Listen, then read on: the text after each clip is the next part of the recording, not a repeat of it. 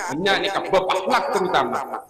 Nabi Muhammad itu setiap melewati salah satu jalan di Madinah selalu diludahi oleh orang Yahudi. Icopain. Lebat kanjeng Nabi icopain. Lebat icopain. Lebat boleh icopain. Nah, ketika Nabi melewati jalan itu ada yang nyopain. Bingung Nabi. Loh, ini ada yang nyopain. Kita tanya ke salah satu sahabat. Ini kok nggak ada yang meludah di sini? Rasulullah. Ini ternyata sakit. Nabi memutuskan untuk menjenguk orang itu. Nih, nyanda. Dan Nabi adalah penyanda pertama dari orang sakit. Kalau Nabi berdirikan dari coba, gitu. Sanggup sampai anda nikah. Kalau daerah paling panik cobain benar ini bagi are kepala. Nah nih, akhlak seperti ini yang kemudian harus kita tiru hari ini. Jadi ulah beliau boleh ke berbagai kajian-kajian akademis dan sebagainya. Akhlak selain Nabi sering dimaki-maki oleh pengemis buta di pasar pagi di Madinah. Tapi Nabi apakah melayani makian itu? Tidak. Nabi ini keberakhlak. Nabi Assalamualaikum warahmatullahi wabarakatuh. Alhamdulillahilladzi arsala rasulahu bil huda wa dinil haq liyudhhirahu 'ala ad-dini kullihi wa kafa billahi shahida. Muhammadur Rasulullah walladzina ma'ahu asidda'u 'alal kuffar ruhama'u bainahum. Tarahum ruk'an sujjada yabtaghuna fadlan minallahi wa ridwana simahum fi wujuhihim min atharis sujud dalika masaluhum fit Taurah wa masaluhum fil Injil. Fa inna asdaqal kitabi kitaballah wa khairal huda huda Muhammad sallallahu alaihi wasallam wa syarral umuri muhdasatuha fa inna kulla muhdasatin bid'ah wa kulla bid'atin dalalah wa kulla dalalatin finnar. Kembali bersama saya Zulkarnain dengan hot isu panas terkait anti salafi, anti wahabi atau wahabi phobia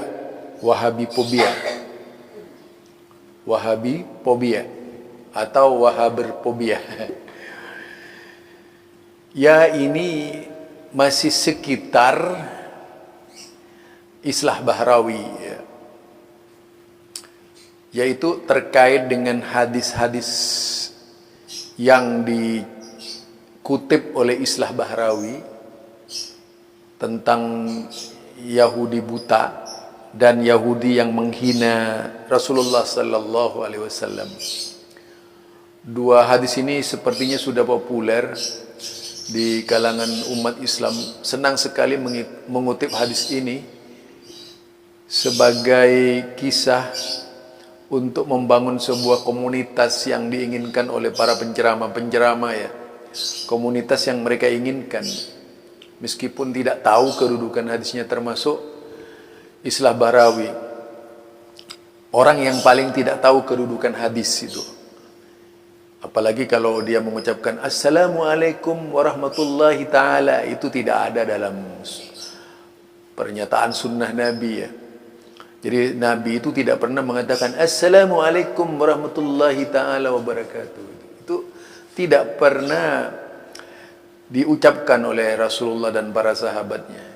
Baru saya dengar itu memang di Indonesia ini. Atau kalau kita cari riwayat-riwayat sahih berkaitan dengan ucapan-ucapan hi ta'ala itu dalam Assalamualaikum warahmatullahi itu tidak ada. Karena memang mereka itu senang menghiasi sesuatu yang origin dengan sesuatu yang falsu. Sesuatu yang falsu. Sama halnya dengan cerita-cerita yang disampaikan berkaitan dengan pengemis buta ya, yang disuapi oleh Rasulullah sampai kemudian meninggal itu. Ini menjadi cerita yang sangat viral di tengah-tengah umat.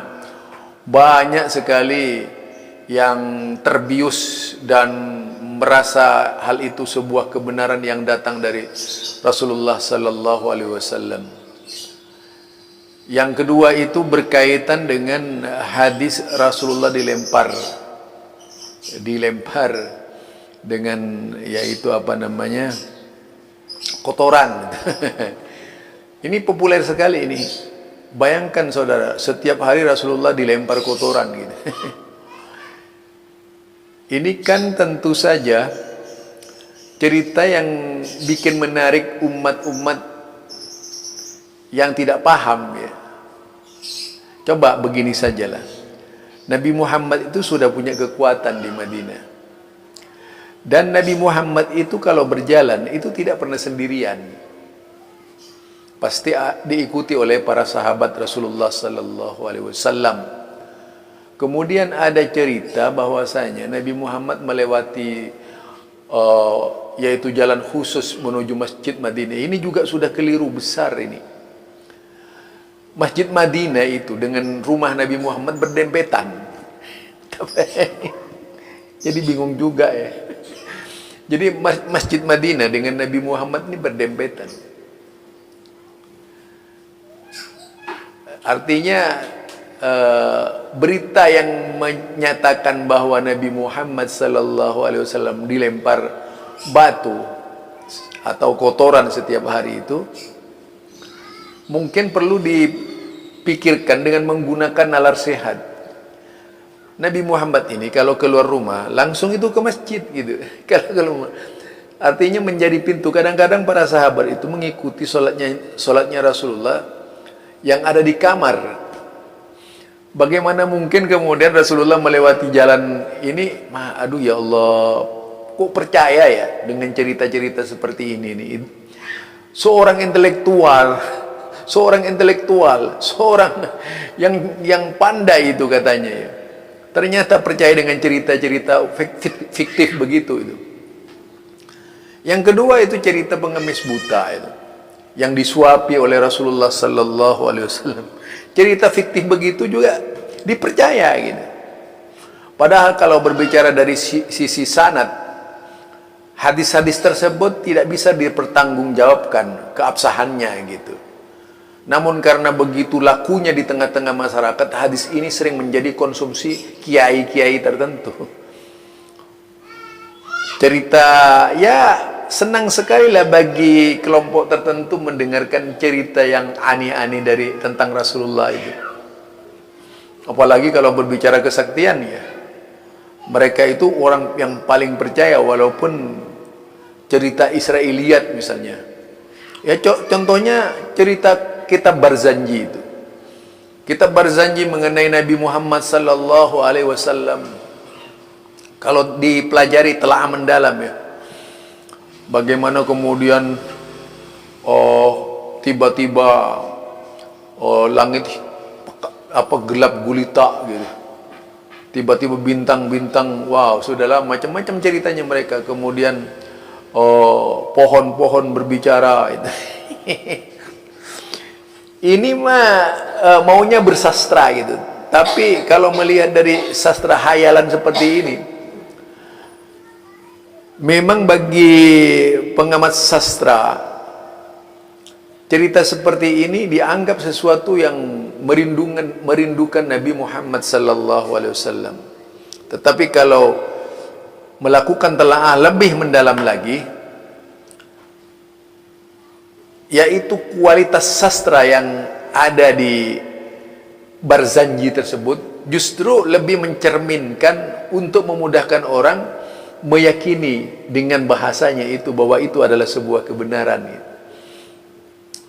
Termasuk ya kan berbicara Nur Muhammad semuanya itu di kitab Diba ya, kitab Maulid itu gitu. Nah, inilah yang kelak kemudian digadang-gadang terus dibesar-besarkan oleh kalangan para pencintanya, terbius cerita-cerita menggairahkan, cerita-cerita fiktif yang diangkat oleh Islah Barawi ini. Jadi Islah Barawi menceritakan dua orang Yang pertama itu orang yang menungguin Rasulullah kemudian melempari dengan kotoran. Yang kedua itu adalah cerita pengemis buta yang disuapi oleh Rasulullah sampai masuk Islam. Ajib.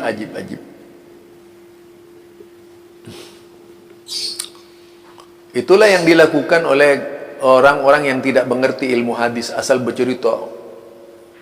Cerita seperti itu maunya diangkat gitu, cerita fiktif begitu.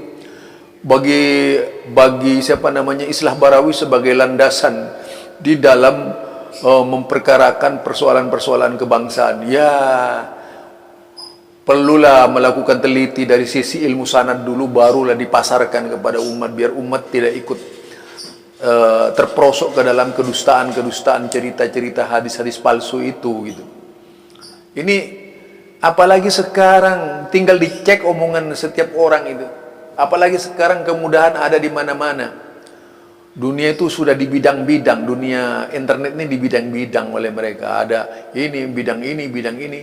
Bahkan seorang ulama hadis pun sudah menjadikan versi-versi yang ada itu di dalam internet sebagai bagian dari menyampaikan kesan-kesan dan keinginan. Barangkali itu ya dari saya. Untuk Islah Barawi, janganlah terlalu mengumbar dusta di dalam hal ini. Bosanlah kita itu kalau penuh dengan dusta-dusta melulu. Carilah hadis-hadis yang sahih, yang benar gitu. Jangan hadis-hadis yang tidak jelas ujung pangkalnya itu. Demikian dari saya, Zulkarnain El Maduri.